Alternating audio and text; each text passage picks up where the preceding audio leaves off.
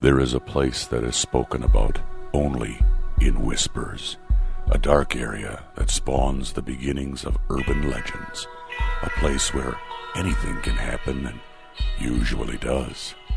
During the light of day, it hides just outside of view, but when the sun goes down, spirits, creatures of the night, roam free, and things do go bump in the night. It is in every state and every country, and there is no escaping it, no matter how safe you feel behind your locked doors and latched windows. So we invite you to turn down the lights and turn up your radio while we join Dave Schrader and Tim Dennis, your hosts, on a journey into the darkness on the edge of town. Hello and welcome. You've made it through another week. Congratulations. Your prize for getting here with us. It's a brand new episode of the best in paranormal talk radio. Darkness Radio is on the air. I'm Dave. That's Tim. This is Darkness Radio, Supernatural News, and Parashare. We have a special guest joining us, Tim, in a little bit on the program. It sounded like I got goose there. I'm like, oh. Yeah, woo. Yeah. We've got a very special guest. I don't know if you've ever heard of Ace Frehley from the rock band Kiss, Tim. He's going to be on? He has had paranormal encounters. We're going to hear about them in just a little bit. So stay tuned for that. That's exciting news. You know what else is exciting news, Tim? What's that? Travel Channel has kicked off their interactive quarantine watch parties with the stars of many of their hit paranormal shows. So you can sit back and join the party. Travel Channel presents a series of special quarantine watch parties with your favorite supernatural superstars as they revisit the spookiest moments from their hit series. You can join the fun as paranormal experts sit down to watch and relive their craziest and most nerve-rattling experiences. In these 4 one-hour-long specials, hosted by paranormal investigator, radio show host, author, and star of the Holzer Files, Dave Schrader, Tim. I don't know if you're familiar with him. No. There's your special guest. I'm right here, Tim. Oh, right you. here. Yes, yeah. I heard of you. Yeah. After that resume, I figured, let's go for it. Sure. Yeah. Mm-hmm. All right. Maybe not. Anyway, these are hosted by me. Then we have stars from, of course, the Holzer Files. That episode just aired this past Thursday, and thank you for the great response, and it was great live tweeting with everybody. Destination Fear is this week, so I sit down with all the kids from Destination Fear, and we go over some of their favorite moments. And I'll tell you, if you guys have not watched Destination Fear, treat yourself. It's a fun show with some creepy elements, and I absolutely love the team. They're just some of the sweetest kids you'll ever get a chance to meet. They really love this stuff, and their reactions are genuine. When you see pure terror and screaming, this is who they are. It's a great show. Then Kindred Spirits. We're going to actually dig deep into a very personal episode of Kindred Spirits with Amy, Adam, and Chip Coffee. So we'll be doing that in 2 weeks. And then finally rounding out our quarantine specials, the Ghost Brothers join me, Tim. Nice. For what I will honestly go on to say that was one of the most fun episodes to film. Very cool. Those guys are hilarious. And some of their antics and stories and takes on things, they're just, just some of the most genuinely nice guys. And it was when we first, we do a read through of the episode where we sit down, kind of chat about what episode is going to be played, what clips. All 3 of these guys were so kind to me and just thankful to have me be a part of the program and very complimentary. It was very humbling and sweet. Just nice guys, really good people. Very cool. Yeah. Yeah. So, I'm going to be joined by the casts of each one of those shows. They're going to come together in this kind of virtual video hangout to re-experience, analyze, and then straight up kind of celebrate some of these most shocking and entertaining moments from their popular Travel Channel TV shows. We're going to answer fan questions along the way and reveal new insight and bonus footage And then each special is really kind of a spooky walk down memory lane. Our special was the Holzer Files Decrypted episode that ran on Thursday, June 11th. I'm sure you can look for Holzer Files Decrypted on your Travel Channel app or on the Travel Channel Go, maybe even on the Travel Channel site itself or on demand. Check that out. Destination Fear Behind the Screams premieres on Thursday, June 18th. That's Thursday, June 18th. And on that episode, we're going to go on a haunted road trip and a terrifying couple of sleepovers with Dakota Layden, Chelsea Layden, Tanner Wiseman, and their camera operator, Alex Schrader. And these are some really fun and, like I said, some really good creepy moments that they encountered. Kindred Spirits Back from the Dead 1 hour special premieres on Thursday, June 25th, with Adam Berry, Amy Bruni, Chip Coffey, all in attendance. And then we have a house party, Tim. The Ghost Brothers Haunted House Party 1 hour special premieres Thursday, July 2nd at 10 p.m. Eastern and Pacific. So Dalen Spratt, Juwan Mass, and Marcus Harvey are all going to sit down with me and go over the different favorite moments from some of the episodes. I love it. I think it was such a fun time. I even pitched to them afterwards. What we showed wasn't even...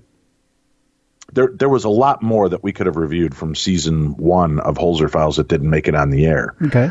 And I said, and I'd love to have Gabe and Alexandra join me for a follow-up episode because they don't go out in the field with us to investigate. Mm-hmm.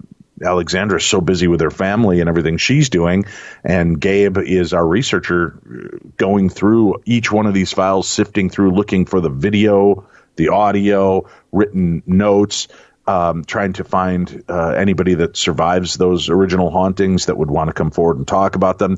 So he's really busy, but they don't get a chance to jump out in the field with us. So I thought it'd be fun if we kind of reviewed a few of the episodes and they could talk to us about some of the more bizarre moments that they witnessed on the show as well. Very cool. Yeah. Yeah, I'm hoping we'll be able to see follow-up specials for these.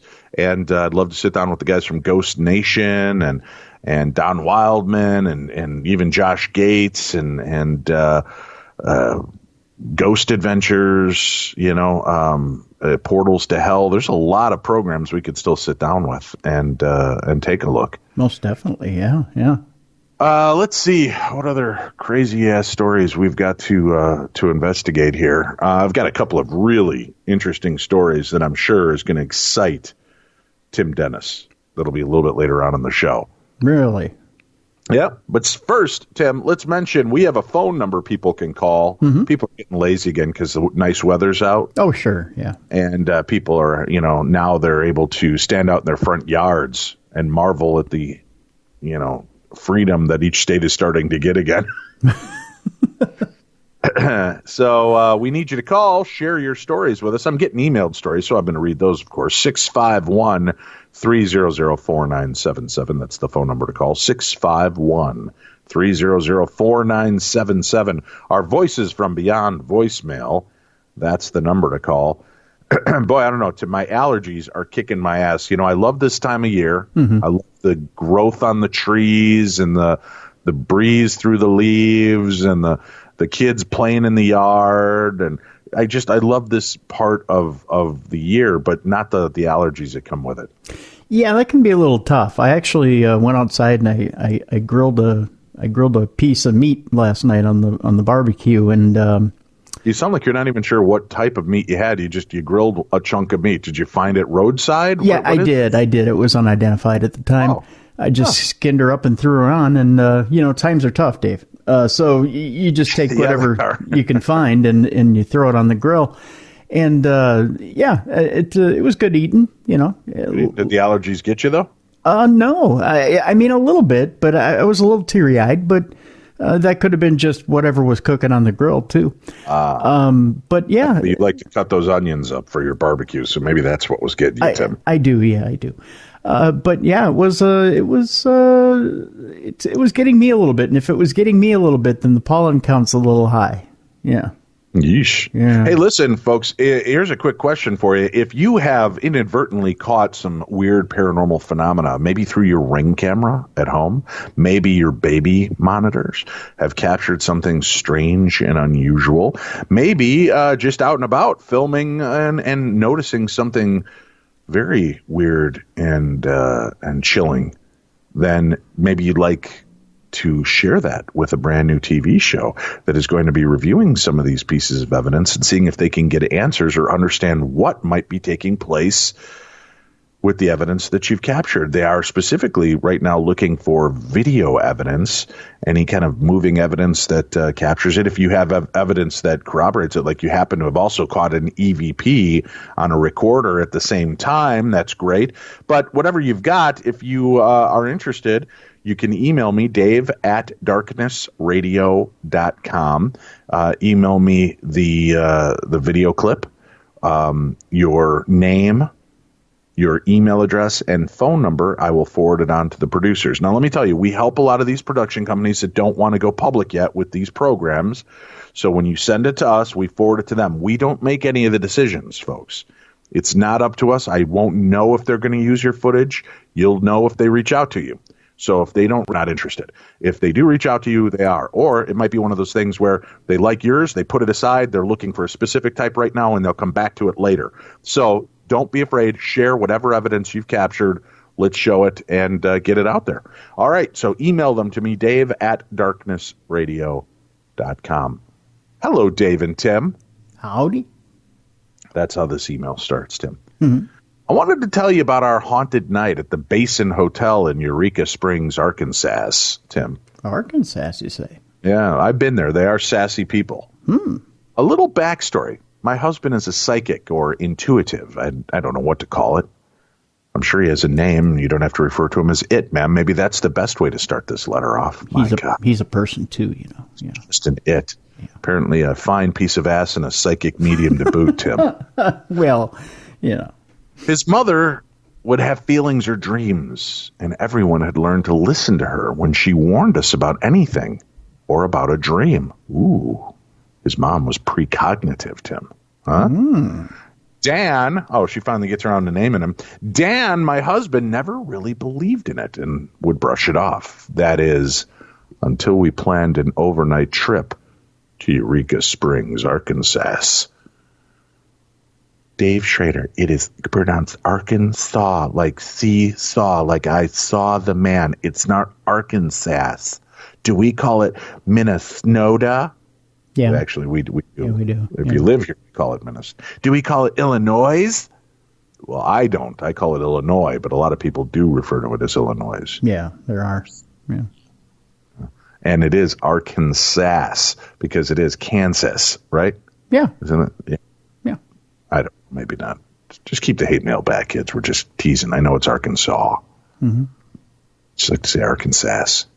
It's more fun. I'm like Shatner with my words. I have a word, sabotage, and I'm just going to say it that way. Logic be damned, Tim. Why not? It's fun. We spent a lot of time in Eureka Springs over the years. We only lived 2 to 2.5 hours away, and at least 1 or 2 times a month, we would go to dinner and karaoke in nearby Eagle Rock. Well, if you're in Eureka Springs, Arkansas, you need to stop into the Intrigue Theater and see our buddy Sean Paul and his beautiful wife, Juliana Fay, because they do a remarkable paranormal-themed illusion show that'll blow you away. Don't forget about Frankie. It was his birthday recently. Yeah, he's not with them anymore. What? Oh, I mean, he visits and he's friends, but I think he actually lives like in a monkey sanctuary. What? Yeah. Yeah, he wanted to live with other monkeys, Tim. He wanted to have a monkey girlfriend. What? Get a monkey job where he could pay his monkey taxes and monkey bills. What? It's true. Yeah. Yeah, he wanted to have a couple little monkeys of his own, Tim. Frankie the monkey. What? Yeah. He deserves that, Tim. He's been a showman for a long time. Let him settle down and sow his wild monkey oats, Tim. I thought show business was in his blood, Dave. It was, but now he just wants to settle down and have a baby, Tim. He just wants a baby and a wife, and he just wants to be happy. That's all. Frankie, we love you. We support your choices, your monkey choices. We had never stayed at the Basin or the Crescent Hotels. Crescent Hotel's amazing, by the way. I have stayed there. It is very haunted. We would camp nearby or stay with friends that at a lake house. This trip, we had decided to splurge and get a room at the Basin Hotel. We arrived and checked in. The elevator was not working, so we took the stairs to the 4th floor. Scariest part of the story to me, Tim. 4 floors with 7 luggage. years ago? Yeah, no, that's the that's the Gettysburg Address where you could send postcards to Abraham Lincoln still today, Tim. Oh, good. Yeah. Yeah. Send it to Abraham Lincoln, 407 years ago Lane. I'm writing this down. Gettysburg, Pennsylvania. Yep. OU812. OU812. Interesting. Yep. There you go. So I'll that's do it. that. Anyway, I digress. We're back to the story now, Tim. Okay. 4 floors, Tim. 4 floors of hell. I don't recall the room number. Both of us were in great shape then. My husband was framing houses and neither of us have ever smoked, so 4 flights of stairs was not a problem. Oh, gotta be a show-off about it, huh? Big time. We got almost to the top of the 2nd flight of stairs, and Dan started to get out of breath. He couldn't figure out why. Then on the 3rd set of stairs, he smells smoke. I smelled none.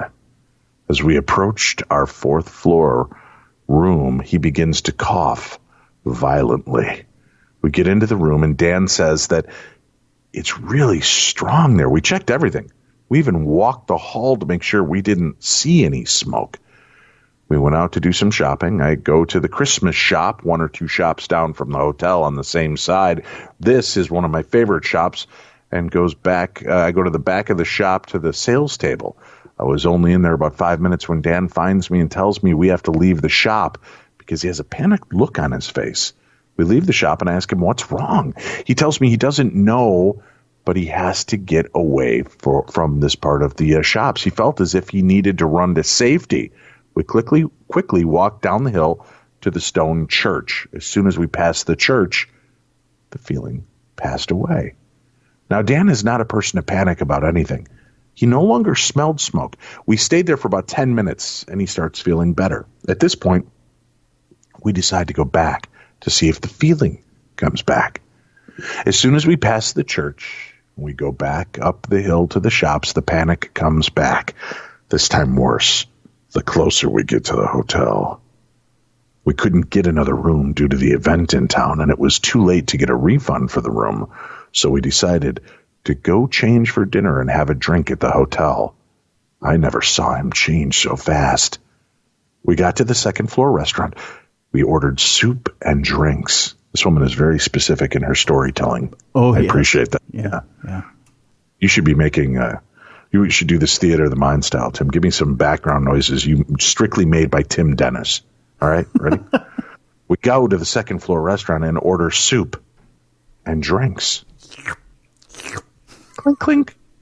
He couldn't even make it to the drinks here. He couldn't even wait to make it for the drinks to arrive. The waitress was great and canceled everything.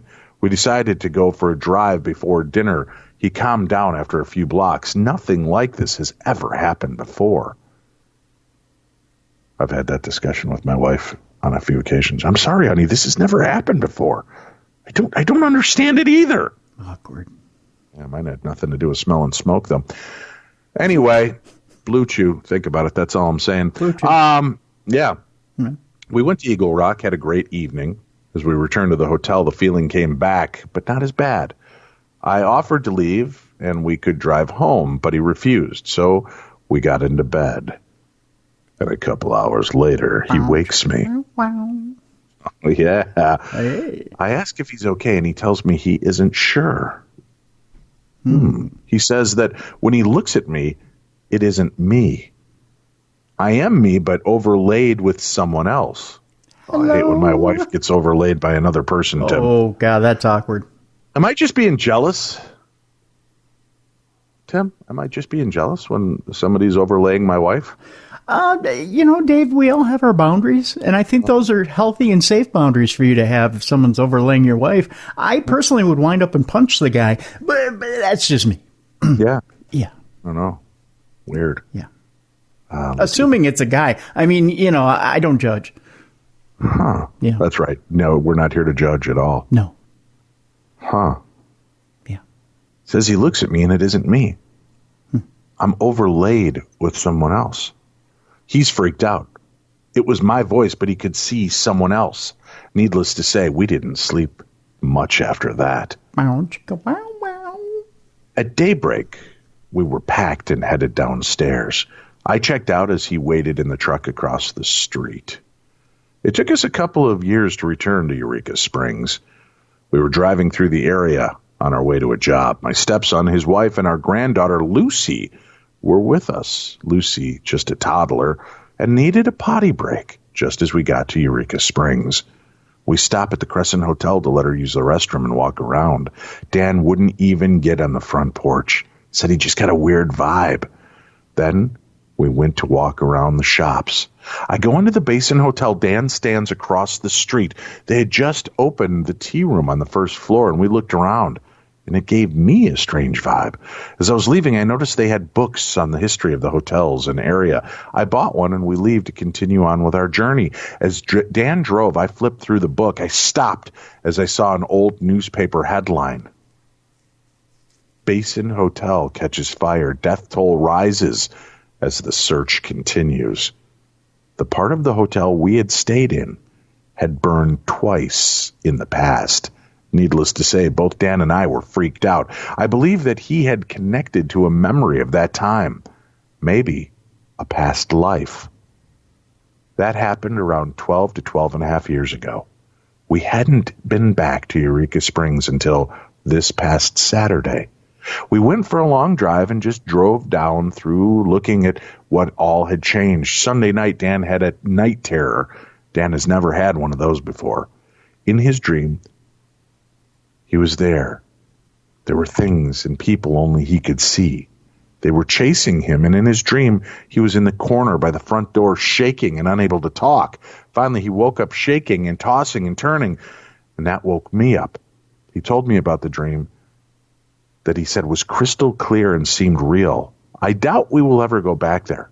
I hope you enjoyed our adventure. Keep doing what you both do best and stay safe. Your shows are a highlight of my week. If anything else happens, I'll let you know. That comes from Shelley in Saginaw, Missouri. Tim, Missouri. How much Missouri? Missouri. Yep. Mm-hmm. That's all I got to say about that. All right, Tim. Since we've got the email of doom open, let's go to the next story.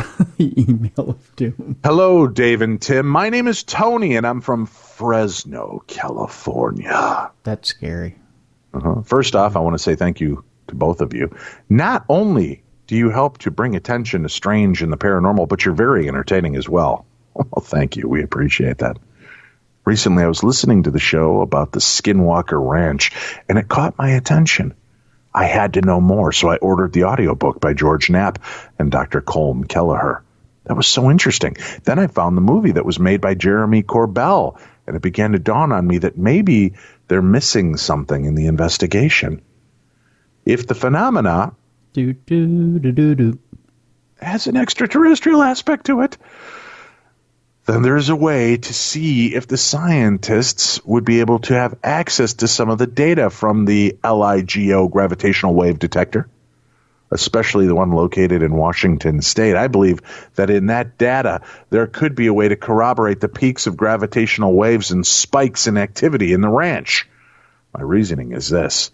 If the craft in the area are gravity-driven, then it should be possible to detect those gravitational waves, even if the waves would be faint compared to the waves generated by a larger merger of two giant singularities, or if there is a naturally occurring wormhole in the area. Wouldn't that also possibly register in the data?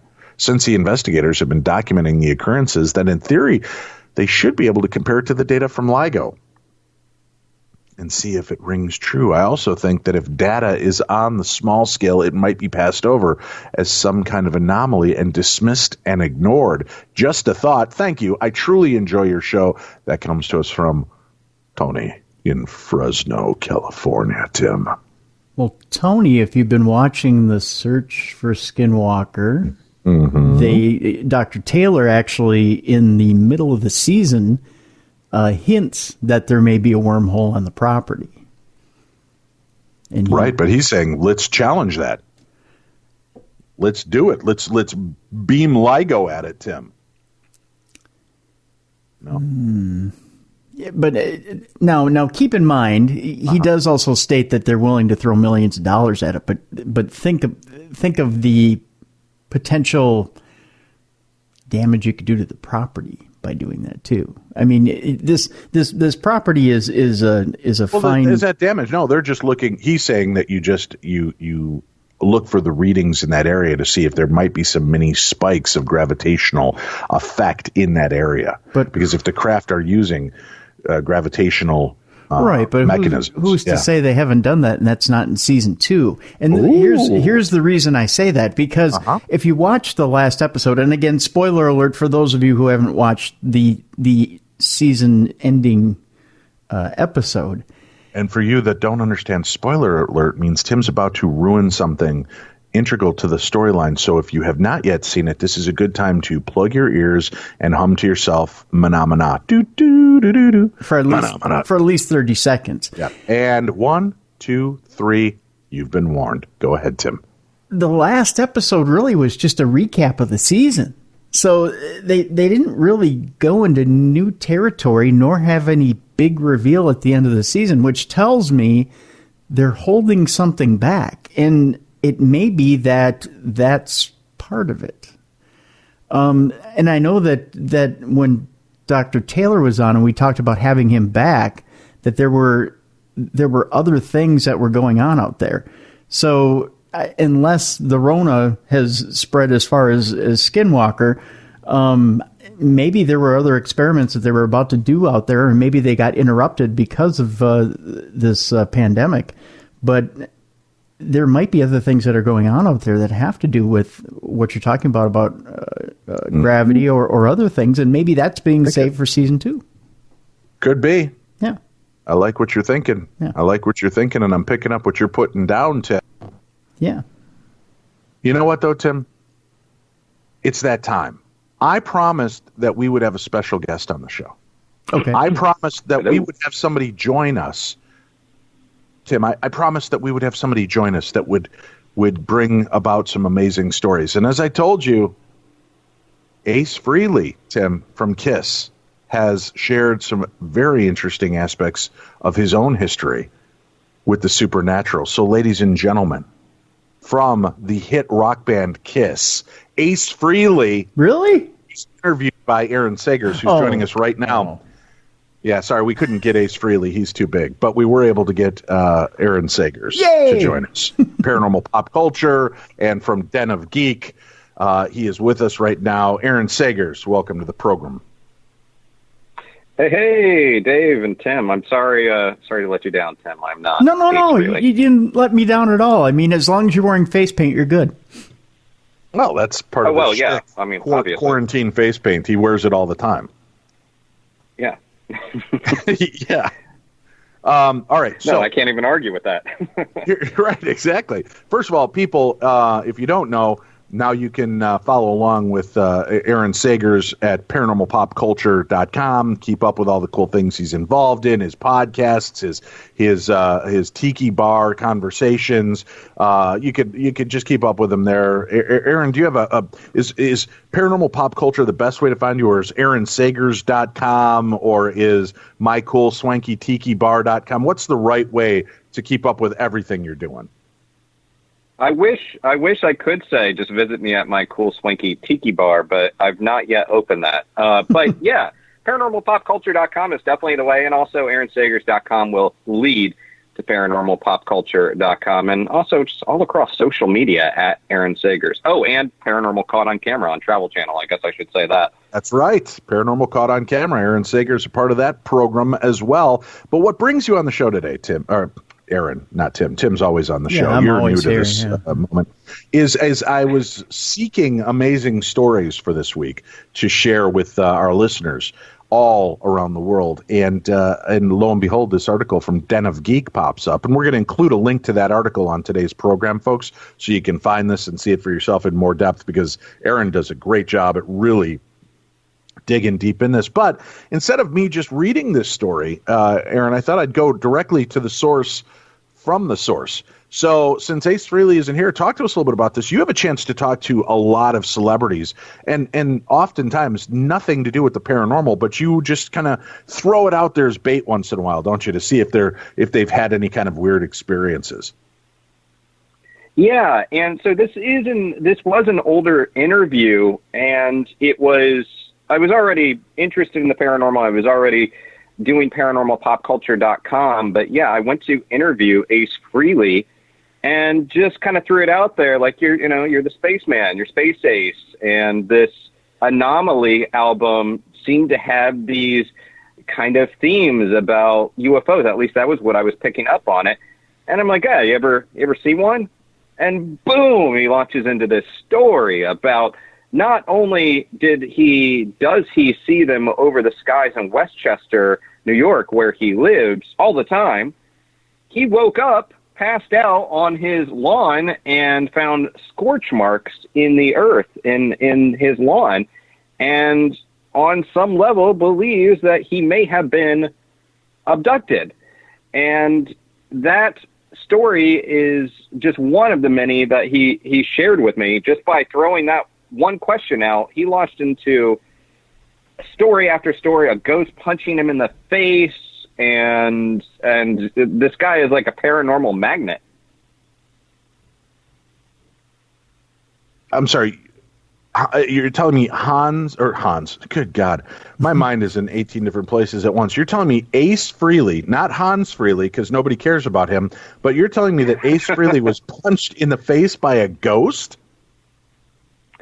Well, that's what Ace Frehley says. Now, his story, and I think that a lot of people would probably try to debunk this, but according to him, in 2008, he was about to hit the road, he was about to go on tour, and he was lifting the top of a suitcase when he said a force struck him.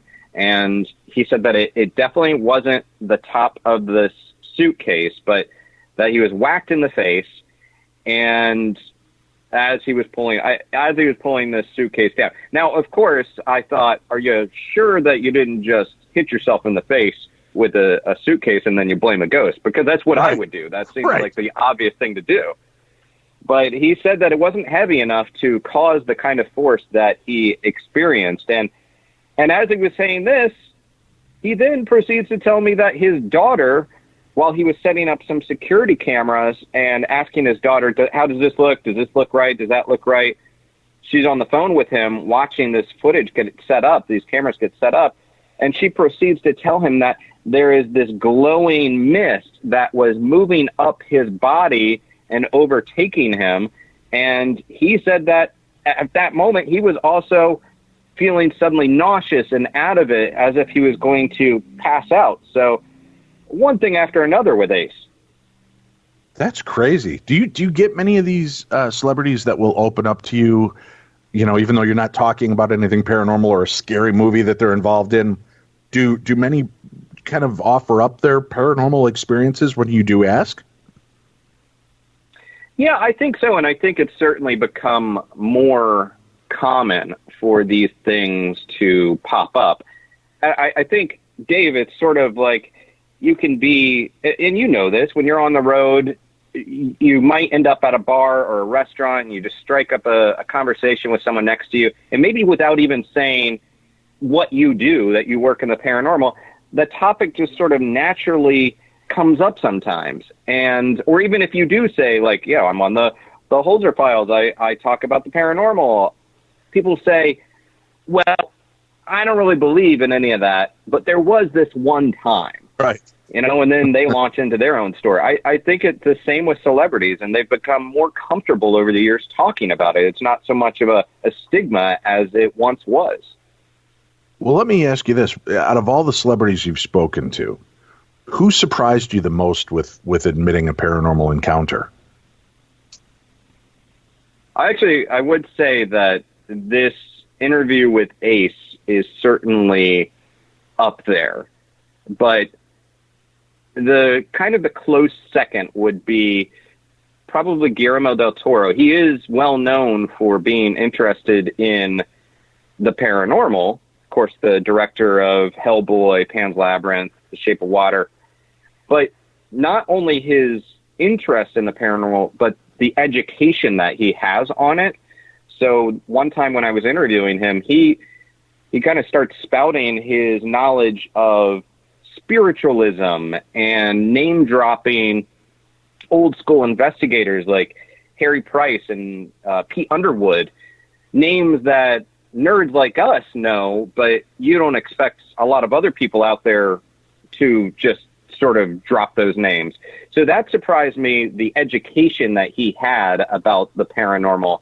But then, of course, he also had his own ghost stories, and he was raised, he's Mexican. He was raised in Mexico. So his story was obviously a different kind of cultural experience than what I was raised with, and I found that fascinating as well. Very, very cool. I love getting a chance to talk to people like this. I've encountered some celebrities at places from time to time, and I'll ask them, have you ever had a paranormal encounter? Some have gone on the record and talked openly with me about it. Others will say, well, I'll tell you, but I don't ever want you to say who I am or tell anybody that this was me. And I'm like, all right. But yeah, I have had a few people do that. Have you ever had a celebrity tell you something but ask you to keep it off the record? Yeah, well, I will say that he didn't want the story out there, but someone, that I'm a big Twilight Zone fan. I know you are. Right. So Billy Mooney from Twilight Zone, from Lost in Space, he did tell me a story, and he said, you can keep it on the record that I told you a story. I just don't want you to tell the story. So that's one that comes to mind where he just didn't want the details of his story out there.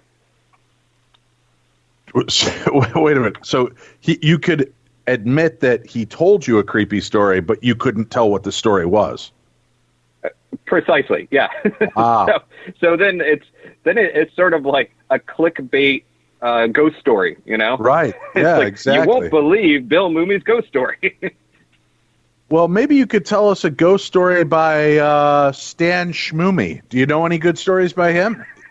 He was Billy Mooney's stand-in on the Twilight Zone. Good old Will Schmoomy. Yeah, Will Schmoomy. His stunt double. Very cool. KISS guitarist Ace Frehley claims UFO and ghostly encounters. Den of Geek is the article housing it. I've got a link up to that in today's program so you guys can find it. You can keep up with Aaron over at Paranormal Pop Culture. Aaron, thanks for stopping by and sharing a little insight into this story with us. Thanks, Dave. And if I may, just real quickly, if you want to hear the audio of this interview, I've launched a podcast called Nightmerica. Check that out, and you can listen to the whole thing. Very cool. So going a little bit deeper with that, and is there a link on that from Paranormal Pop Culture? Yes, and in the Den of Geek article, you can find all the direct links to the Nightmerica podcast as well. Perfect. Thank you very much. Good luck and continued success, Mr. Sagers. Talk to you soon, Dave. Bye-bye. That was cool. So it wasn't Ace Frehley, Tim. I'm sorry if that clickbait caught you there. But, it's Aaron Sagers. That's even better. A lot going on. Yeah, it's even better. It's good to hear from Aaron. It's. I miss the guy. Yeah. Yeah. Yeah. Scared man films Annabelle dolls in his home moving, Tim. Uh-oh. Yeah, you heard me, Tim. Little creepy things moving on their own. You boy. Yeah. Strange, isn't it? Oh, yes. Yeah. Very weird. It's actually, according to this article, the stuff of nightmares, Tim. Oh, I would think so, yeah. Yes, the author of this article, Marina Palouse, she says, I said it, that when I was 8, and I'm saying it again now, dolls suck. I have no idea why kids love them with those lifeless eyes and terrifying smiles. They're made to scare people. You'd think some people grow out of their fear of dolls. However, that's not the case for all. Like this one gentleman. in particular, who ended up experiencing something paranormal at his home when he was alone.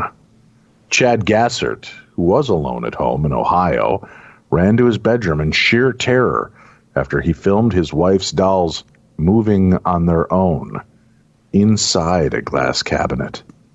The twist here is that this is the second time this happened to him. A few months earlier, Chad had experienced something similar with the trio of dolls in his home, which is why he decided to film the paranormal activity in his living room, so he could show everyone. The spine-chilling footage shows one of the dolls move forward on its own accord as Chad films the glass cabinet where the porcelain dolls were kept. While the camera continues to film, Chad repeatedly said, "The dolls keep moving." A pile of clothes fall to the floor with literally no one near them. Chad then completely loses it in the video as one of the dolls tips over sideways, its feet knocking against the glass cabinet, Tim. I'm in my room right now, watching the door. I wish this was trickery. Wife is gone at the moment. I'm the only one here.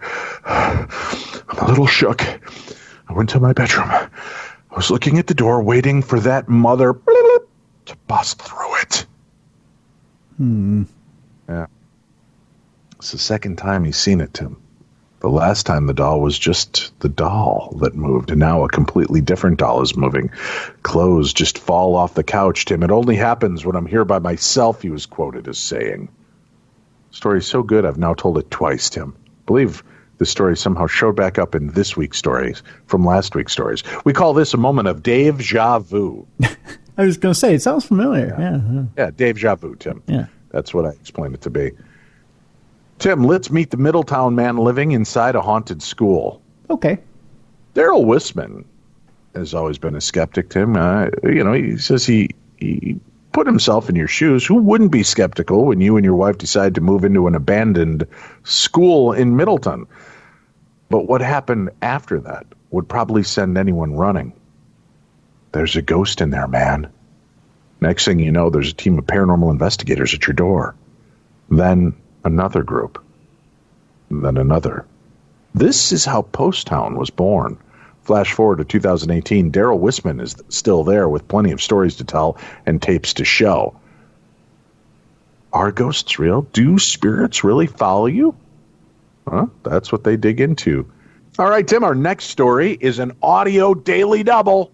Meet the Middletown man living inside a haunted school. What happened to you? Like you said, I have no clue. I woke up at 4:15 in the morning. I was on my hands and knees in the middle of my bedroom floor. We just heard a very loud bang And blood was just pouring out of my head. right behind the camera back here.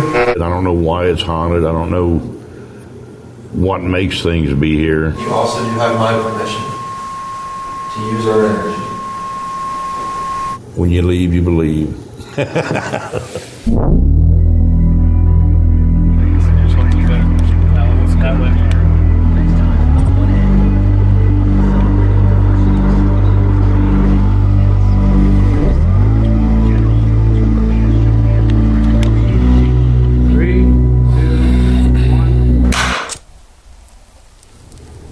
A lot of people that come here have experienced things in their earlier life, and they're all trying to find answers to what it is and what causes it.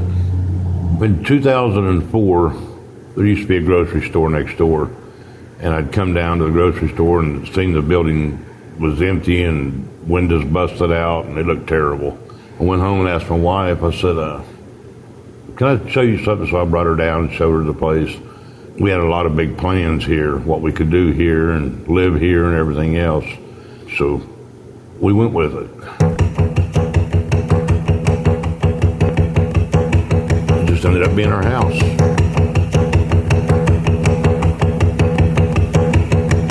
Never knew anything about the paranormal. Didn't know anything here was haunted or anything like that.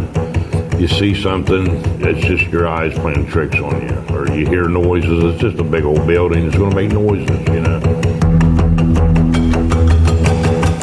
The guy working for me said he seen a ghost upstairs. I'm like, you're crazy. There ain't no such thing as ghosts, you know, and dogs, possums, things that get in here. And he said, dude, you ain't gonna catch this. I said, we'll catch it. I'll get in the room, shut the door, and you're not gonna catch it. I said, well, if I can't catch it, I'll shoot it. And he knew these group of people, that's what they do, like on TV. He talked me into letting them come in. They set up all this equipment and stuff, and every question they asked, they got a response to. This is a room where we've had a lot of activity when we first came here. There was a night that we had a group here, and one of the guys wanted to come down here and actually test this out. Pulled on it, it wouldn't do anything. Did it again, said, hey, could you let me in? Pulled on the door, nothing. Well, as soon as he did it the second time, Daryl and I both heard a little girl behind the door say something in a very like sing-songy way, and it said, Mommy and Daddy said. I was thinking, they're trying to trick me. They're trying to make me think there's something here. So I looked at Daryl and he looked at me and we're like, you heard that, right? Like, I'm not just like, my mind's not playing tricks on me. He's like, yeah, I absolutely heard that. So I pushed the guy out of the way. I flung the door open and came into the dry goods room. And then again, Mommy and Daddy said, well, we went up there, we searched around in that room and there was nothing in there. It exploded from there. There's somebody in the room behind me.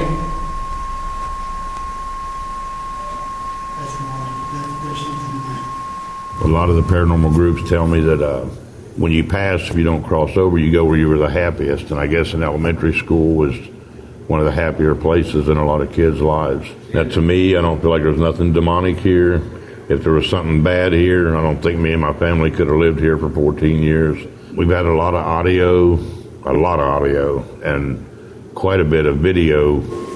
Can you make a sound for me now? Thank you.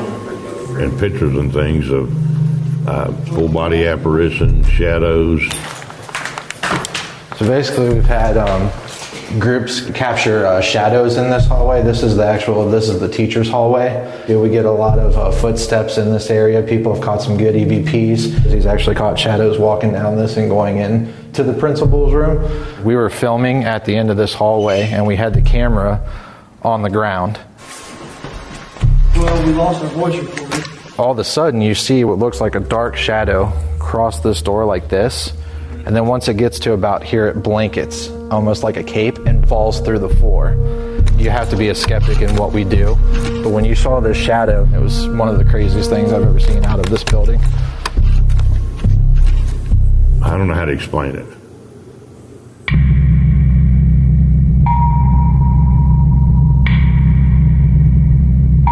You got to put yourself in the element of where you're investigating. And here you're dealing with mostly kids, so it's like you play games with them, you act like you're at school time, you get a lot more interaction back from them when you do it like that. There's a story about a girl that went to school here that actually had fallen from the very top, which is about 3 floors, and fell all the way to the floor here. They say she didn't die here, but she actually died later at home from her injuries that she sustained here. I can never find any records on it, but I have had people come through here saying that when they went to school here, they do remember hearing the story about that. So I have personally caught on EVP. It sounds like a little girl almost falling down the stairwell. Like it's like she was really close to the recorder, then all of a sudden the screen got a little bit further away like she was falling. I'm probably the only one I know of that anything bad's ever happened to. I should say bad, but like I have some pictures. I won't point to this wall over here.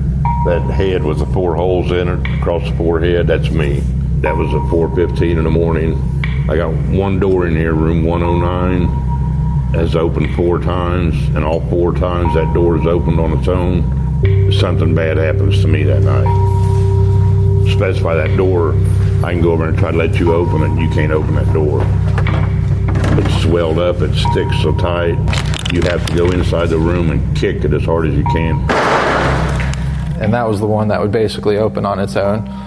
I don't know if it's like a portal or something people try to explain to me, that things can come and go as they please. And me and my wife went through the bedroom trying to find something, you know, if I fell out of the bed or if I got up and walked around headbutting something, and we couldn't find anything that could make them 4 holes in my head in the bedroom.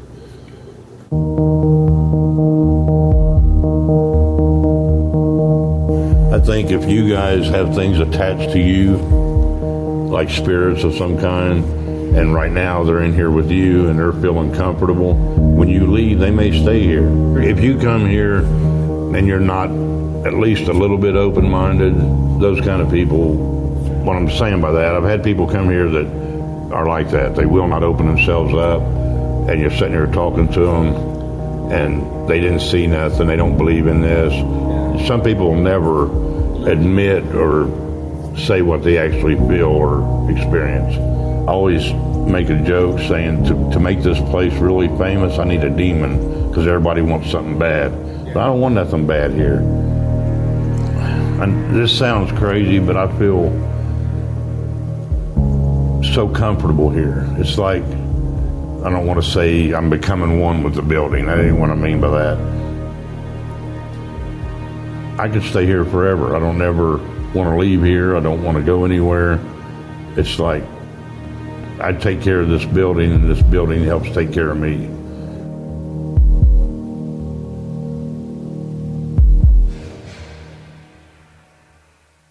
All right, Tim, let's take a visit back to Arkansas, if you don't mind. Sure. An Arkansas man stabbed after ghost hunting in Little Rock.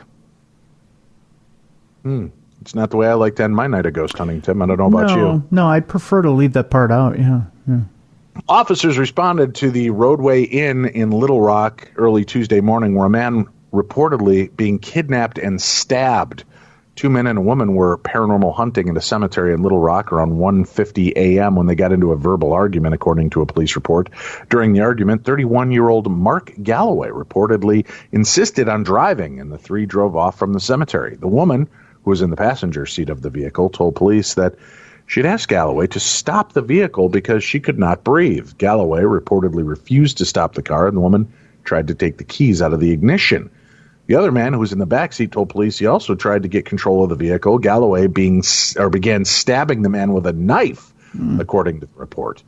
Officers responded to the hotel, where they found the man with stab wounds in his thigh and torso. Galloway also had cuts on his chin and his left hand. Both men were taken to UAMS, Tim. I'm guessing that's a medical place. Yeah. Yeah, WAMS. Yeah. WAMS. Yeah. Galloway has been charged with first-degree battery and false imprisonment. On Tuesday, he's being held without bond at the Pulaski County Jail, Tim. How about them apples? You like them apples, Tim? Sure. Yeah. No, thanks. Hi, Dave and Tim. Hi. Look forward to your show every weekend. That's how this email starts. You guys asked, would you want to know how and when you're going to die? Oh. We did. We asked that about a month ago. Yeah, we did. Yeah. In a word, no. When I watch death row stories, I always think how awful it would be to live with the knowledge of the exact day and time of your death, how much anxiety it would cause counting down the days and the hours. How do you possibly eat a last meal? Very quickly. Yeah, you'd eat it very quickly. Yeah. Really? I would take my time with it, Tim, honestly. I wouldn't be in a rush. Well, if you knew you only had so much time, I mean... I'd be enjoying every succulent bite of my Portillo's beef and cheddar croissant.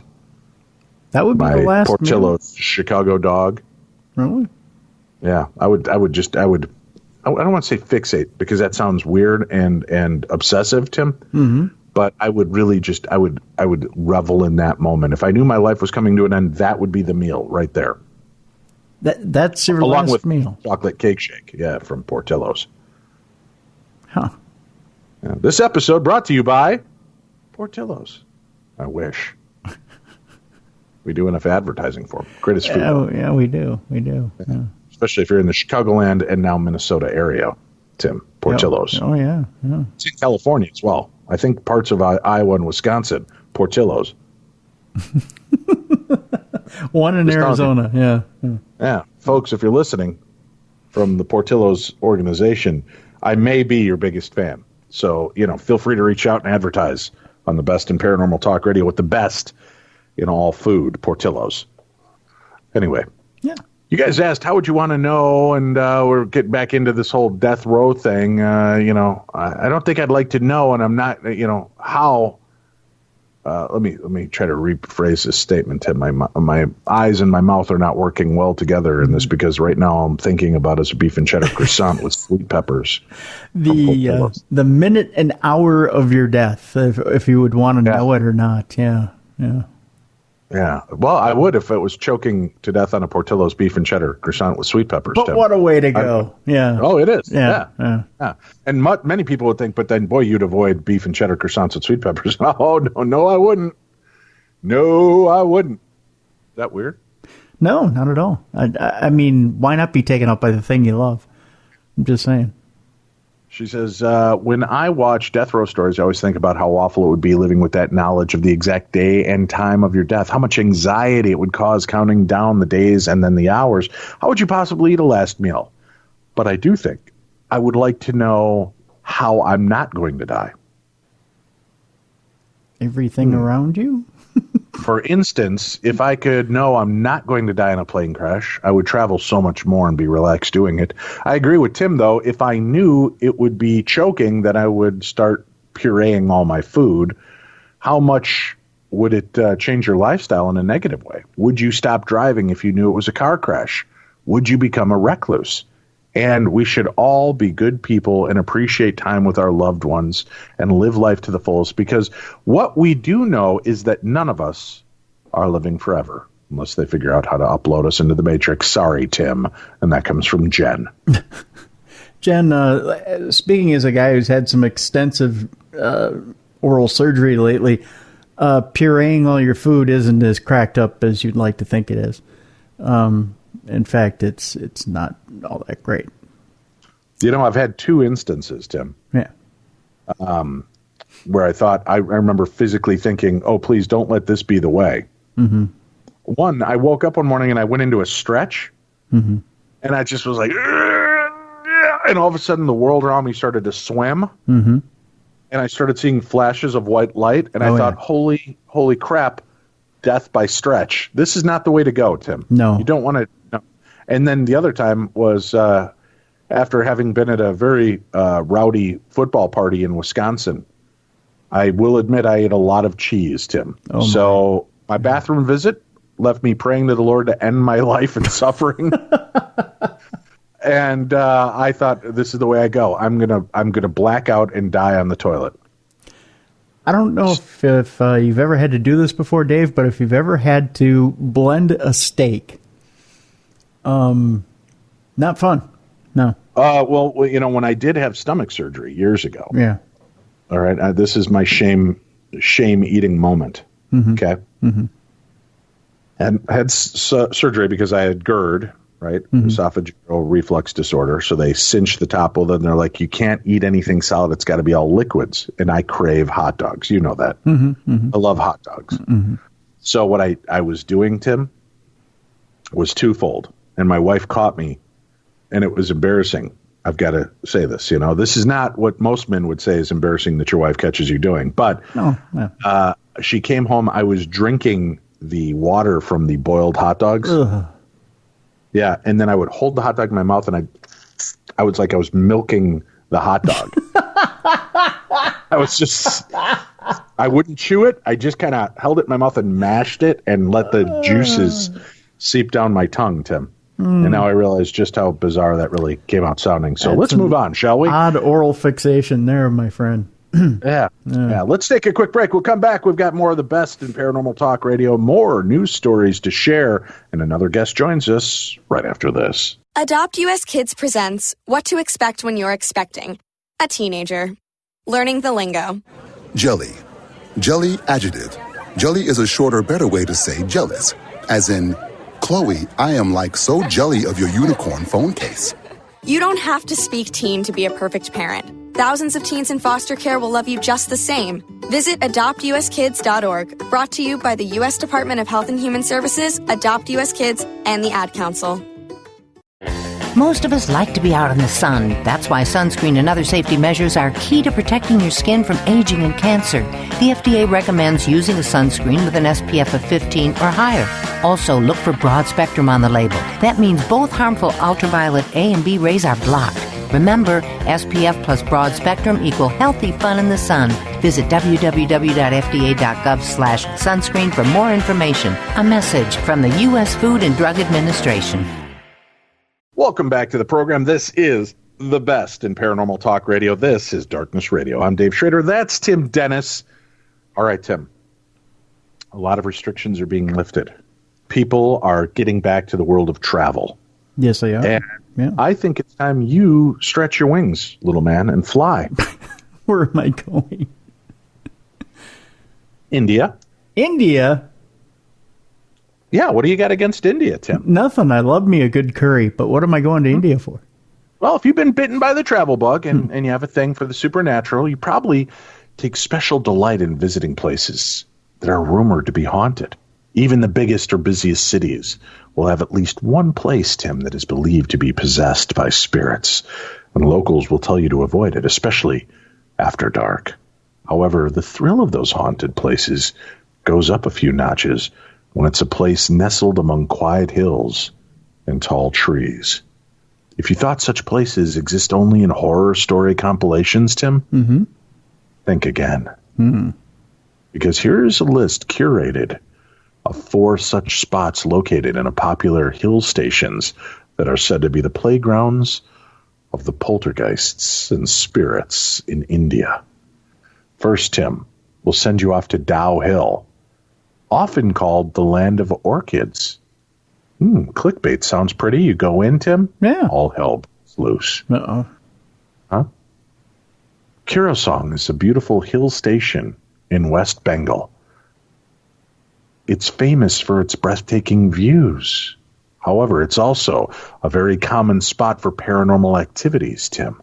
For instance, locals have reported seeing a headless boy disappearing into the woods in the area. People often experience eerie sensations, like the feeling of being followed or watched.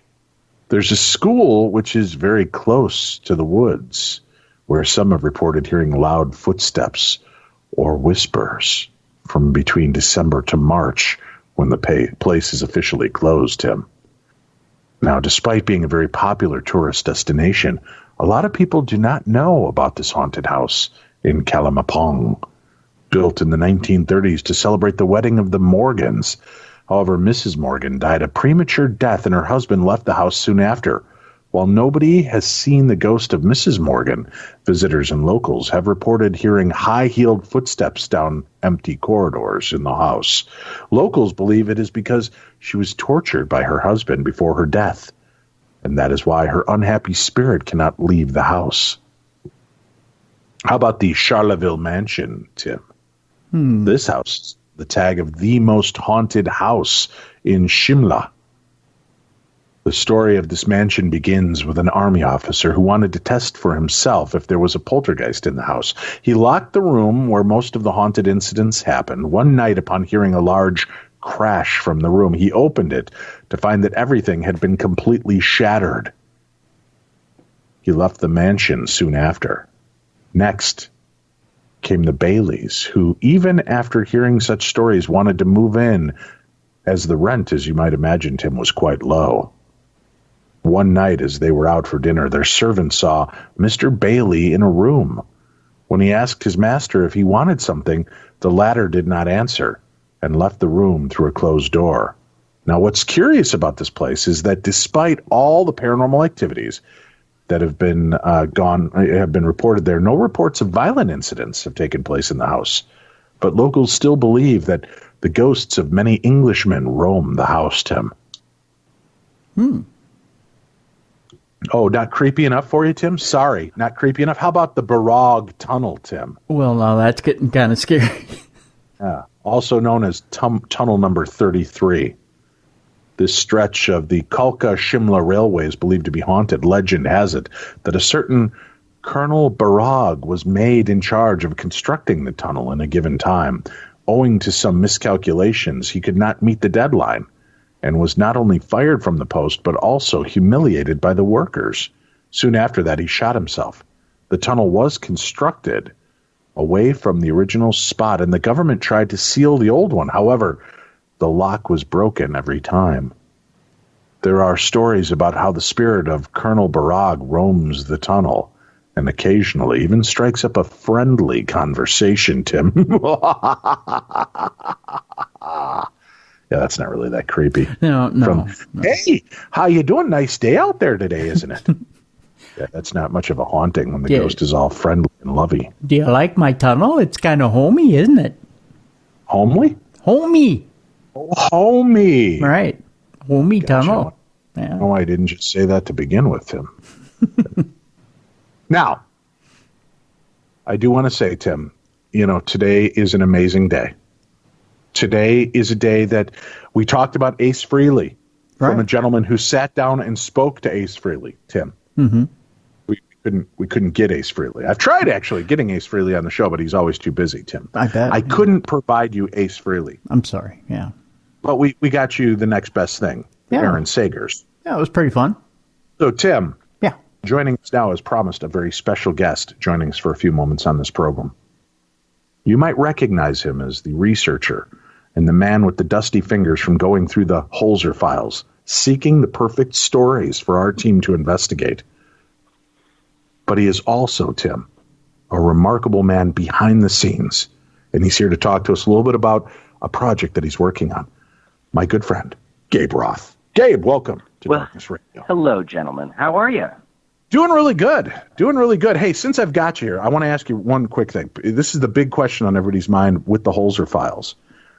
How much time does it usually take to sift through? And people don't realize there's thousands of these case files to sift through, find the matching audio, the film, and then the case files, notes, and all of the little stories that he was able to collect. Well, first of all, you need a COVID, HEPA mask down in that basement at Alexandra's house. Yes, you do. Because it is a lot of moldering, old, musty files. You can see them when we're on camera. I mean, those are the actual files themselves. And a lot of them, some of them we have to photocopy because they're, falling apart. They are turning to dust. So that's one thing about them is you have to be careful going through them because they tear and rip and you don't want to destroy any of the evidence. Some of that stuff's like 50 years old. But, it just depends on the case. Some of the cases he went back over the course of years. So, and in a lot of things, the files, everything's together over all the years. But some of the things I have found where I'm researching something and then, a few boxes later, I find more back on that same case. And so it just takes a while to know if you've actually gone through everything that Hans was looking at for one particular case.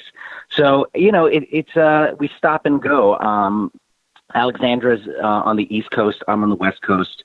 So when I go over to the East Coast to go look through that stuff, I could spend a couple of days there at a time, or I've had stretches where I'm there for like a few weeks at a time. So it's case to case. It just depends. But it is a lot of work, but it's a lot of fun. And I'm sort of into that kind of thing, just going through, old photos and going through old records. So I enjoy it. It's like a vacation for me. Do you ever get the heebies and or the jeebies when you're listening to those old recordings alone, digging through these things, or watching that film footage of Ethel or Sybil channeling these spirits? Yeah. If you're by yourself, it's a different thing than when we're all together watching them. Especially if it's like late at night and you're in like a basement and you're listening to this stuff, it's a little bit creepy. It can be. Especially when Ethel does channel someone, her voice, changes and she sort of takes on the personality of that person. And it can be a little creepy. But like I said, I'm sort of into that stuff. I always have been, I'm the kid that watched The Exorcist at age 4 and hid under the table. So I enjoy it. Excellent. Well, we're back out on the road, folks, filming the remainder of season 2. We've got, I think, 7 episodes filmed now, ready to go. We got 8 more to go. So with luck, we're going to complete all those and be back on the air this fall, 2020, on the Travel Channel. But you've got an exciting project that you're working on, Gabe, and I wanted to give you a time to talk to our audience. I alluded to this at the beginning of today's show, but I figured let's just talk to the man behind the plan. Go ahead. What's going on? I appreciate you calling in about this. So I've got something cooking. that I'd love to get you involved with. And I can't say too much about it right now, but what I can tell everyone is that I would love to find video evidence, maybe even some photo evidence, but specifically video evidence of people's personal paranormal experiences. And ideally, it's people that have something ongoing that we might be able to help them with. So if any of your listeners have any video evidence of something like this, or know of anyone that could take some video evidence of something going on in their home or their workplace, I would love to have a look at it and see if we could help them. So, and it could be something that happened in the past that's not happening anymore, but especially if there's something going on currently, we'd love to see what's happening in your homes, in your workplace, or anywhere else that you tend to frequent. So I have set up a Gmail initially, and as we get further along, I'm sure it'll be something more official, but I've set up a myparanormalevidence@gmail.com email address. So if anyone has anything, I'd love to take a look at it, and Dave, I'm sure we'll be discussing this a lot over the coming next couple of months, but again, it's myparanormalevidence@gmail, and please send anything and everything. I'd love to have a look. If you've forgotten it, like I said earlier, you can always send it to dave@darknessradio.com, and I'll forward it on to Gabe. This has nothing to do with the Holzer Files, though, folks. Nothing to do with the Holzer Files program. I'm just helping the production and trying to gather these stories, and I'll be sending them on to Gabe to review and examine. But again, if they want to send directly to you, include the name, your phone number, your best email address so that they have ways to contact you. And what email should they send it to again, Gabe? myparanormalevidence@gmail. And for those of your listeners who have a little trouble with the spelling, it's myparanormalevidence, myparanormalevidence@gmail.com. Look at you, helping with spelling lessons. This show just helps people learn, Tim. Yeah, it does. It's these special guests we bring on that help us get a little bit better. So if you're looking, if you've captured like Ring camera evidence, if you've captured it on your baby monitor, something weird is going on. Maybe your security cameras at work are picking up on this footage. You've got this opportunity to kind of reevaluate and want some answers. Then Gabe is working on a project that might be able to help get those answers for you. For sure. And especially if you have something ongoing and you just take out your cell phone and record some stuff. And may I request that you record it not vertically, but landscape, since I would like this to be a television show. Just take some videos on your phone even. That would be great. And you can even be talking us through it while you're recording. I'd love to see anything and everything. Very cool. So do that. Get involved, be a part of it, and Gabe, I gotta congratulate you. I know you have so many files to go through. This season is off the charts. Cool. I've been excited about it. Yeah. I wish I could say more, but one of my favorite episodes last season was the Ocean-Born Mary case, because of the twists and turns. A case we just got off had that same feel to it. Of legend, lore, fact, and fiction overlaying one another. This one was a challenge, and we dug through, and I can't wait to show you the evidence that we just captured, because it's going to blow your mind. Yeah, and just so your listeners understand, I'm just the jumping off point. So we suspect that there's more to a lot of these cases, but until Dave gets back or until I get a call from him in the field, I don't know what the turns are in the cases and what happens in a lot of them. So when you say things like that to me, Dave, it gets me pretty excited. Well, that's the idea. I want you to get excited, because you can tell me all about it. Yeah, I will. I'll be giving you a call back and filling you in. But we just this episode, first of all, very emotional for me. Very emotional. Oh wow. Yeah, and then what we capture, mind-boggling. But we've had some great episodes this season. This one just really stands out, and it might be because, again, it is a very personal story to me. But it's great, and I can't wait to share it with the audience. Gabe, thanks for stopping by and filling us in. Hey, I thank you guys for letting me jump on to try and find some submissions, and I think it's going to be something really, really cool that we're putting together. So, I can't wait to get it all slapped together and get everybody's eyes on this. Excellent. Gabe Roth, thank you very much. Thank you, gentlemen. We'll put up and we can talk about Kiss and Ace Frehley. I caught the end of that, and I can tell you my first album I ever bought was a Kiss album, Destroyer, back in the 70s. So, that was a huge Kiss. If you're talking fan. Kiss again, have me on. Oh, I certainly will. We certainly will. Yeah, we just talked about the fact that Ace Frehley was punched in the face by a ghost and had UFOs land on his property. Huh? Was this after or before he was electrocuted? I didn't know to ask that question. Yeah. Wow. Well, let's find out. There's more digging to be done. All right. Thanks a lot, Gabe. And we'll include Gabe's email on today's program as well to make it easier for you to communicate. All right, Tim, let's get back to some of these stories, shall we? Sure.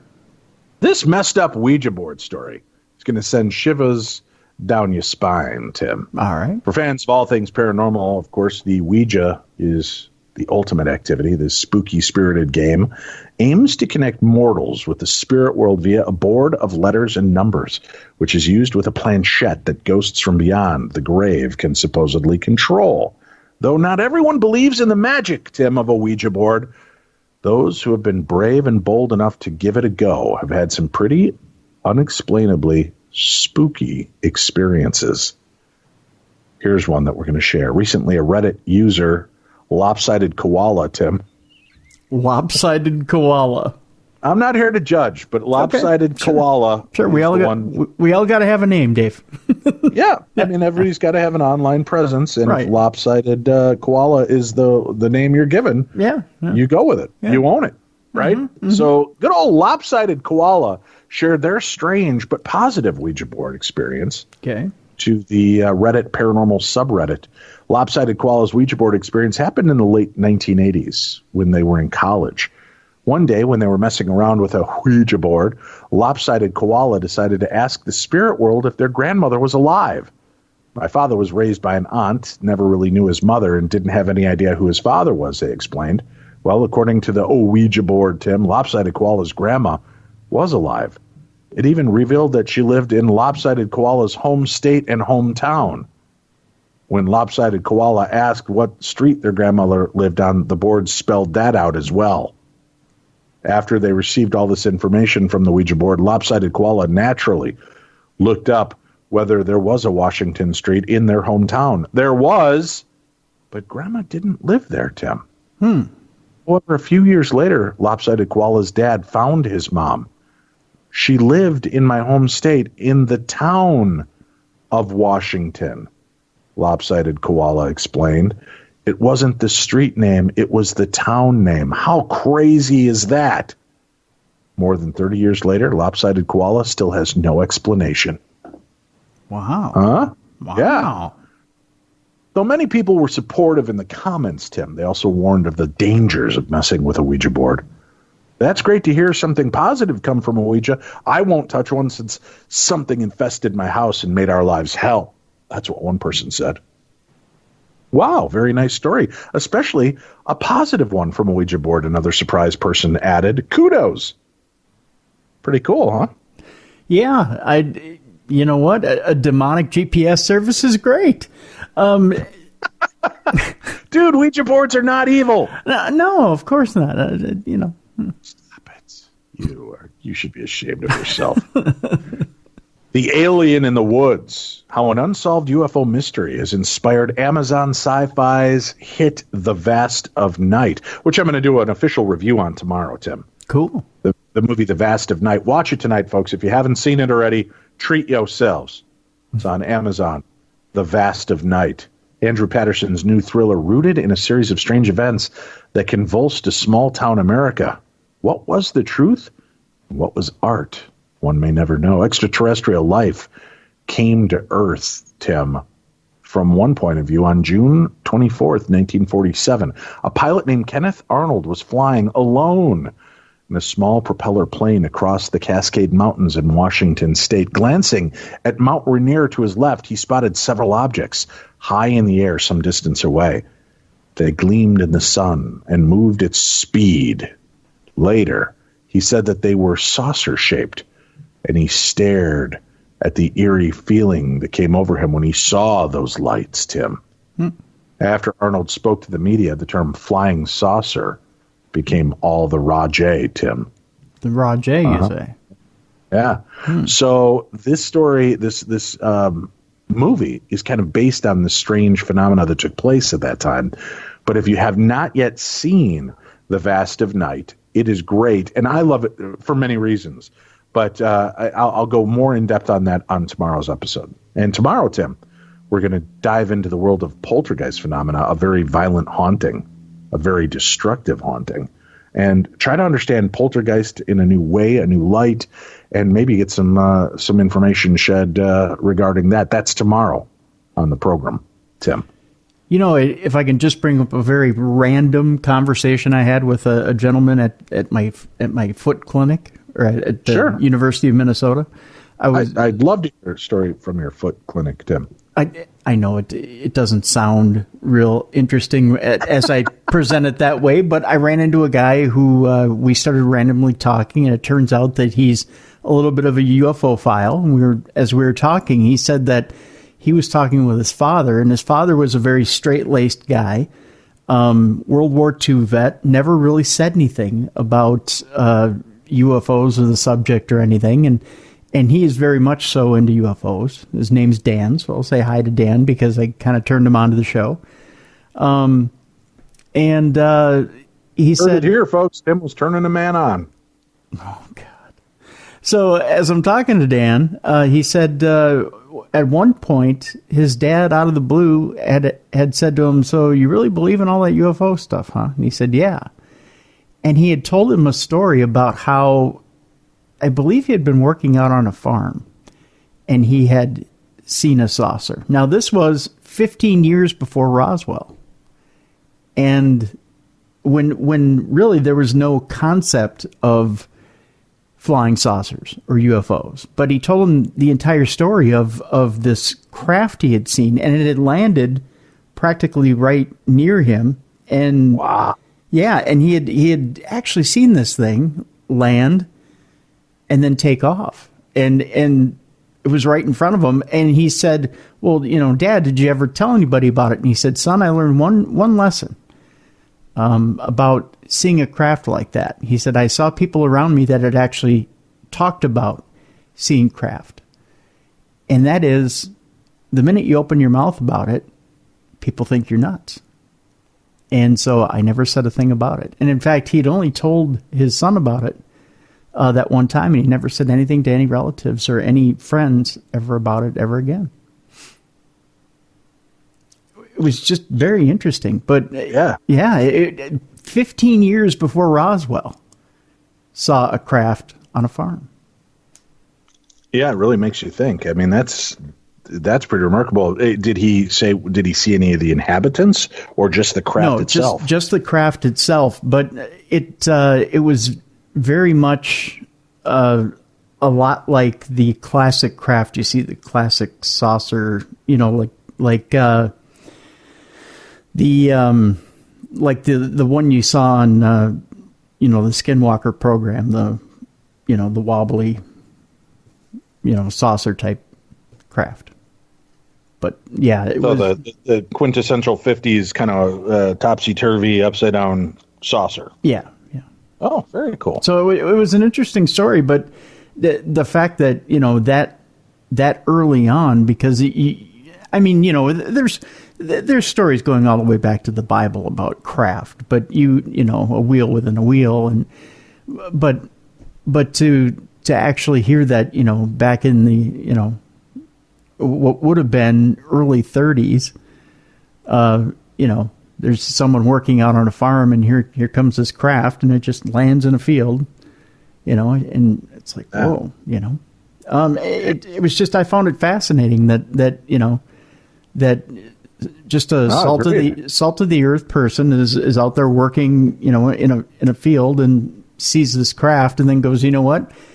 I have the sense enough to know I can't say anything because society's going to think I'm nuts, but I saw it. I know I'm of sound mind and body, and that's it. Very cool. Yeah. Very cool. We got another email here. Hi, Dave. My name is Kevin. In 2008, I was 17 going on 18. Me and my best friend Fabian decided we wanted to do something out of the ordinary, something strictly for our own amusement. So we ended up buying a Ouija board. So we've heard the stories of how it's dangerous to play with a Ouija board, but like any freedom-loving teens, we decided to go against what others said. We didn't give an ear to the warning. At that time, I had a beautiful golden retriever that followed me everywhere, and because I didn't have a car at the time, I walked over to his house, and she followed me that night. She stayed outside. Me and my friends started playing with the board, and whoever we were contacting stated very clearly that it didn't like me in particular. I, being a young man, didn't believe any of it. It clearly said that if I stopped playing the game, something very bad was going to happen to me. So I ended up burning the Ouija board outside in the backyard. But that night I just felt this uncomfortable vibe. I felt like something stayed in that room with us. I actually started getting a little frightened. So I fell asleep, and the next day when I woke up, my beautiful golden retriever that followed me everywhere was dead in our front yard. There were no signs of her being struck by a car, and there were no signs of poisoning. It was just like she had a heart attack and fell over. I love that dog very much, and I've had a series of bad things happen since then. I don't know if it's at all related to that experience, but that was my heartbreaking Ouija board experience. Oh, Kevin, I'm sorry to hear that. That's a bummer. Yikes. Yeah. Well, I just don't know. I don't firmly believe that Ouija boards are evil. But I do think, I don't know. I think a lot of it has to do with what we put into it and what we expect.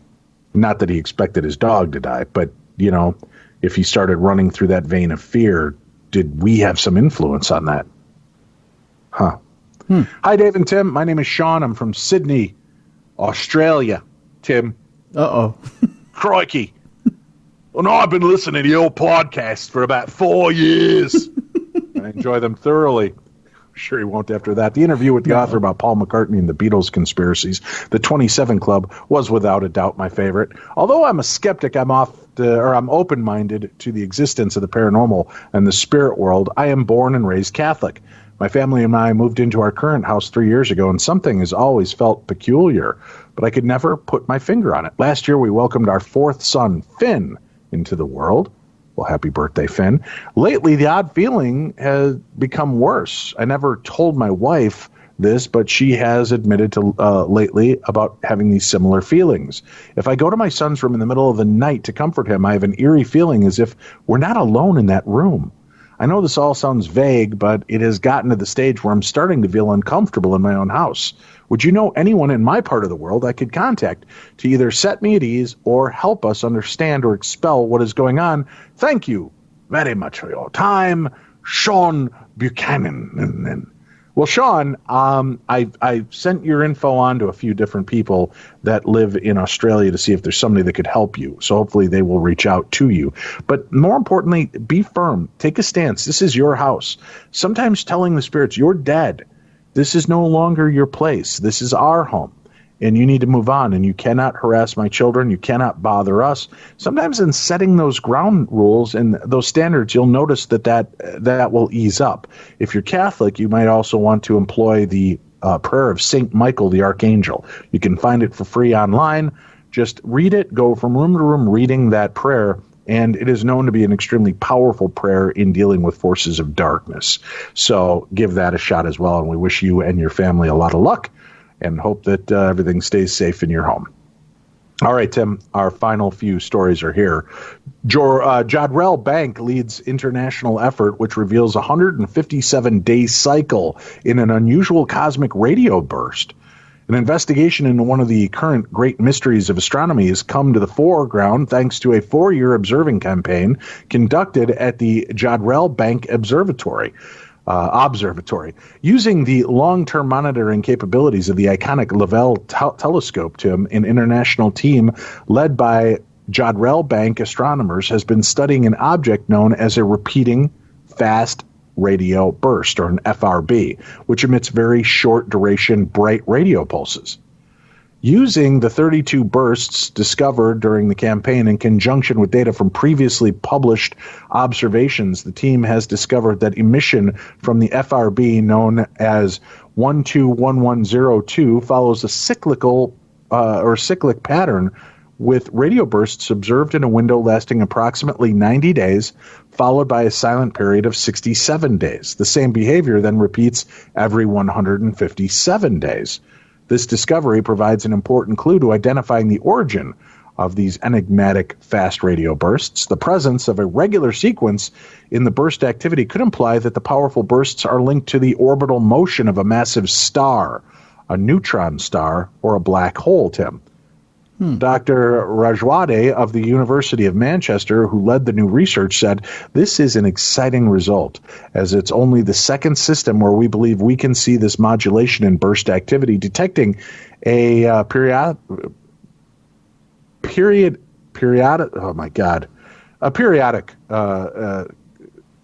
signal, Tim, is what he's getting at here. This periodicity, Tim. I'm going to have people reach out to me to tell me how to say this. It's the word period, then the letter I, then the word city.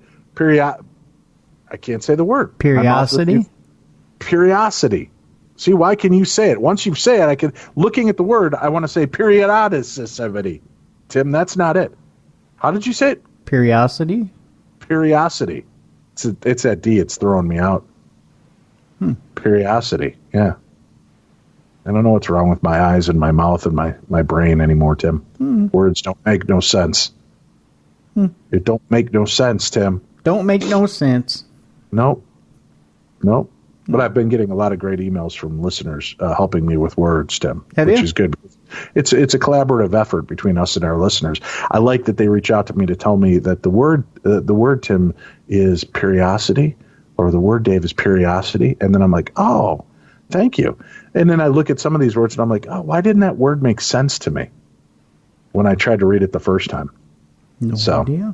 It's weird. Yeah. I don't know. Just weird. Anyway, detecting a periodicity provides an important constraint on the origin of bursts, and the activity cycles could argue against a precessing neutron star. I got that word out. My brain froze again there. Yeah, repeating FRBs could be explained by precession, like a wobbling top of the magnetic axis of a highly magnetized neutron star. But with current data, scientists believe it may be hard to explain a 157-day precession period, given the large magnetic fields expected in these stars. The existence of the FRBs was only discovered as recently as 2007, as they were initially thought to be one-off events related to a cataclysmic event, such as an exploding star. This picture partly changed once FRB 121102, originally discovered with the Arecibo radio telescope on November 2nd, 2012, was seen to repeat in 2016. However, until now, no one recognized that these bursts were in fact organized in a regular pattern, Tim. Aliens, Tim. Probably, yeah. Aliens. Yeah. They're reaching out to us, man. They're trying to put in an order for Portillo's food. That could be. Yeah. Our final two stories are here, Tim. Stories I know will excite and enthrall you. Swarms of autonomous insect robots could provide key to future planetary exploration, Tim. Oh, no. AI insect robots, Tim. While we're preparing to launch six-wheeled robotic rover roughly the size of a car to explore Mars, future planetary exploration and science missions could employ much smaller hardware, including potentially swarms of robots the size of insects designed to act in concert with one another autonomously. I can say that word, Tim. Swarming insect-like robots are being developed by a number of different institutions and companies, but a researcher at California State University, Northridge, recently received a sizable Department of Defense grant, specially to fund the development of autonomous robot swarms, Tim, for extraterrestrial applications, as well as for use right here on Earth. Mining, industrial, and search for rescue efforts, Tim. The grant for $539,000 was awarded to the CSUN mechanical. So I can say autonomous, but I can't say mechanical. Tim, words prove to be hard on a daily basis. Got to just get past this next few words, Tim. Mm-hmm. I'm going to do my best to maintain journalistic integrity whilst doing so. Okay. The grant for $539,000 was awarded to CSUN mechanical engineering professor Nut Ho. Do what? You better not do anything to that hoe. I am a professional, Tim. Professor Nut Ho, who also directs the NASA Autonomous Research Center for STEAM, spelled STEAMH, Tim. I guess I'm not the only one that has trouble with spelling and words. Focuses on collaborative research efforts between science, technology, entrepreneurship, arts, mathematics, and humanities. Academics, hence the term and the acronym, Tim, STEAM. The goal of the research is to build robotic swarms that can eventually be dropped into an unknown and hostile environment and then figure out how to complete specific tasks they've been given without essentially any additional input. So AI come to life in swarms of mechanical bugs, Tim. Oh, God. Yeah. Ultimately, such a swarm would be able to perform complex problem solving to deal with the challenges, including organizing themselves into different sized groups to handle different aspects of the task at hand, like killing the human race, as well as dealing with setbacks, including losing individual members of the swarm through redundancy and repurposing. One way the system will be tested is through the collaborative team of NASA Jet Propulsion Laboratory that seeks to find the best solutions for autonomously navigating and mapping underground environments. As for why this approach is even being considered, there's a lot of potential benefits of using a swarm of small rovers versus a single large one. At a very basic level, there's built-in redundancy. If a rover like NASA's Perseverance encounters a fatal error, the mission is essentially done, while a swarm losing individual members shouldn't end the entire mission. Also, a swarm can self-assemble into individual subunits and cover more ground more quickly, accomplishing a number of goals in parallel where a larger rover might have had trouble handling that task in a sequence, Tim. So they're going to unleash swarms of these mechanical AI bugs underground, Tim, here on Earth, Tim. All I see is this, Dave. All I see is this giant AI swarm being launched upon the populace, and then these little AI mechanical swarm beings flying into your ear and turning off your brain. Maybe. From the land to the sky, Tim. Tim's final nightmare may be realized after all. The war zone. A manned fighter is to face an autonomous drone next year in a sci-fi movie-like showdown. The planned test is part of a project to develop an artificial intelligence drone that could change the face of air combat, Tim. I knew it. The Air Force is hopping, or actually not hopping, they're hoping to. What is going on here? They could be hopping, too. Yeah. The Air Force is hoping to pit an autonomous drone equipped with an artificial intelligence-driven flight control system against a fighter jet with a human pilot in a little over a year. Doom, doom, doom, doom, doom. Dear God, what have we become? Doom, doom, doom. The service has described this effort in the past as a big moonshot that could revolutionize air-to-air combat in ways that have so far been limited to the realm of fiction, at least as far as we know. Air Force Lieutenant General Jack Shanahan, head of the Joint Artificial Intelligence Center, revealed that the Air Force had set the goal of holding this face-off in July of 2021 during a remote event that the Air Force Association's Mitchell Institute for Aerospace Studies held on June 4th, 2020. The Pentagon established that the JAIC in 2018 to serve as a central point of focus for AI developments and related activities across the U.S. military. Doom, doom, doom, doom, doom. Shanahan did not offer any details about the design of the unmanned aircraft that is supposed to take part in this future aerial duel or specifics about its planned capabilities. He did say that Air Force Research Laboratories Autonomy Capability Team 3, or Act 3, led by Steve Rogers, Tim. Don't worry, Captain America's at the helm, was still in charge of the effort, which Inside Defense first reported the existence of in May 2018. AFRL created Act 3 that year to focus on AI developments. Regardless, the general concept of a fully autonomous unmanned combat air vehicle capable of air-to-air combat as well as air-to-ground strikes, Tim, God. hold great potential to fundamentally change the character of aerial warfare, something the war zone has explored in great depth in the past. So they're going to pit Maverick, Tim, Tom Cruise's character, against an autonomous fighting drone to see who is the better killer. The drone. Doom. General Jack, if you're within the sound of my voice, just listen to me General Jack, listen to me. Herbie the Robot kills Captain America every time. I don't know if you know that or not, but read a damn comic book.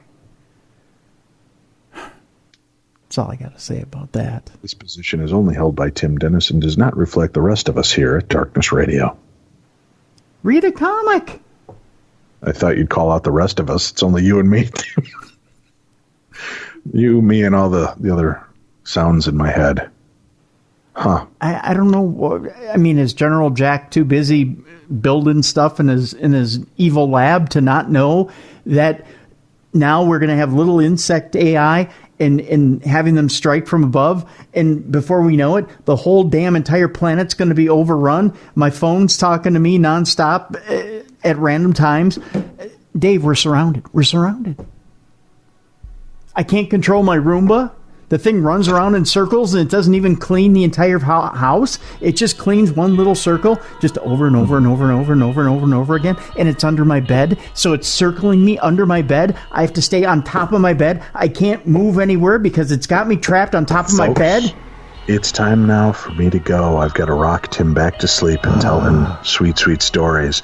We hope that you enjoyed today's special edition of Darkness Radio Supernatural News Parashare. We'll be back again tomorrow if I can calm Tim down right here on Darkness Radio.